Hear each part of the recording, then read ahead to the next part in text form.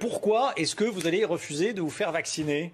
Bonjour, vous allez bien? Moi, Bonjour. effectivement, je suis médecin à Marseille et je parle pas du tout pour mon institution, je parle pour moi. J'ai pas de conflit d'intérêt avec l'industrie vaccinale. J'ai 450 € déclarés sur Transparence Santé. J'ai pas de stock option, j'ai pas d'intéressement financier, contrairement à certains responsables en Angleterre et puis partout dans le monde. Et puis, je suis porte-parole d'un collectif de soignants, de médecins, de chercheurs, d'universitaires, de hauts fonctionnaires, d'artistes, de gens qui travaillent même dans les ARS, de restaurateurs, de citoyens, de parents. Je suis extrêmement honoré d'être leur porte-parole. Et effectivement, on cherche à sortir de la peur, on cherche à rouvrir l'espace du débat démocratique et scientifique. Je pense qu'il est complètement verrouillé par l'urgence. Louis Fouché, quand Comment disent vos confrères,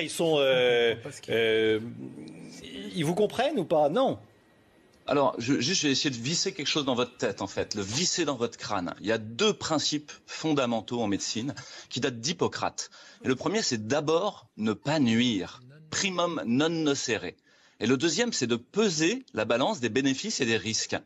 Qu'est-ce que ça veut dire peser la balance des bénéfices et des risques? Ça veut dire, est-ce que vous prendriez un avion pour New York dont vous n'êtes pas absolument sûr que son train d'atterrissage fonctionne? Ça, c'est le risque. Et puis, pour ce qui est du bénéfice, c'est est-ce que vous prendriez un avion pour New York s'il risque d'aller à Moscou ou Chicoutimi? Alors, sur quoi reposent vos connaissances sur cette injection d'ARN messager que vous appelez vaccin? En fait, pour le moment, sur de la propagande disruptive du gouvernement, des médias et de l'industrie pharmaceutique.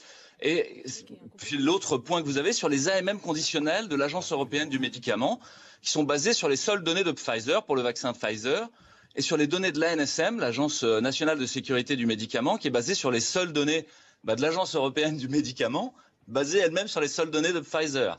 Pfizer, qui est cette entreprise philanthrope, bienfaitrice de l'humanité, désintéressée, qui a été condamnée à 2,3 milliards d'euros d'amende pour falsification de données, publicité mensongère et commission occulte en 2009. Qu'est-ce que ça veut dire commission occulte? Ça veut dire des valises de billets, de manière un peu imagée, pour des responsables, des dirigeants et des leaders d'opinion, qui a été condamné ces 10 dernières années à des millions d'euros d'amende pour les mêmes choses. Vos arguments, merci.